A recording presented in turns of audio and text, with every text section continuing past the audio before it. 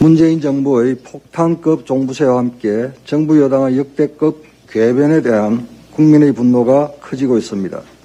정부에 따르면 올해 주택분 종부세 부과 대상은 94만 7천 명, 세액 규모는 5조 7천억 원이라고 합니다. 문재인 정부가 출범한 2017년에는 3,878억 원이었는데 4년 만에 무려 15배가량 증가한 것입니다. 이러한 종부세 논란에 기재부가 주말임에도 불구하고 어제 비수도권 주택분 종부세 다주택자 법인 비중을 발표하기도 했습니다. 그런데 통상 부자세로 지칭되는 종부세가 비단 다주택자와 법인만의 부담이 아닌 것으로 나타났습니다. 서울의 경우 종부세 납부 대상자 중 1주택자의 비중이 60.4%에 달하고 있습니다. 이는 전적으로 문재인 정부의 부동산 실정으로 인한 것입니다.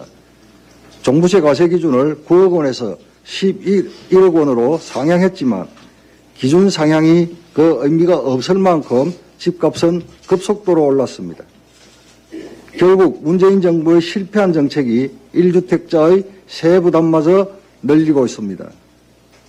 그런데 문재인 정부와 여당은 이러한 세액 부담에 대한 국민의 원성과 절규에 대해 과장됐다, 문제없다는 식의 태도로 일관하고 있습니다. 홍남기 부총리는 98% 국민은 종부세와 무관하다며 국민을 갈라치게 했습니다. 민주당 송영길 대표는 26억 원 집 종부세가 소나타 중형차 세금보다 작다고 했고, 민주당 박찬대 선대위 수석대변인은 세계가 부러워할 K세금이라는 내용의 글을 공유하기도 했습니다.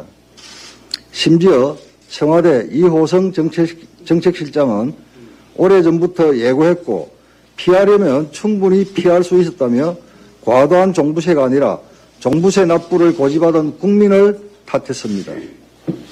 정부 여당의 주장대로 종부세가 대다수 국민과 무관한 오직 2%에만 해당하는 세금인지 묻고 싶습니다. 종부세 등 강력한 보유세로 인해 오히려 서민, 무주택자의 부담은 과중되는 실정입니다. 부동산업계에 따르면 전세를 반전세 또는 월세로 전환하거나 월세 시세를 더욱 올리는 추세라고 합니다. 지금 당장은 아닐지라도 계약갱신 시점에서 세입자에게 전가될 가능성이 농후합니다. 실제로 서울의 한 대단지 아파트의 경우 같은 면적이지만 월세가 20에서 30만 원 오른 매물이 속속 나오고 있다고 합니다. 이는 즉 내 집을 가진 국민뿐만 아니라 전월세 세입자, 향후 집을 구매할 예비 수요자 등 대다수 국민이 종부세 영향권 안에 있는 것입니다. 2%의 종부세가 아니라 모두의 종부세가 된 것입니다. 문재인 정부와 여당은 작금의 미친 집값의 주범이면서 통렬한 반성과 사죄, 국민 부담을 덜어드리는 노력 대신 정책 실패의 책임을 국민에게 전가하고 있습니다. 무능한 것도 모자라 몰염치하기까지 한 문재인 정부와 여당은 국민 주거 안정을 뒤흔든 모든 책임을 져야 할 것입니다.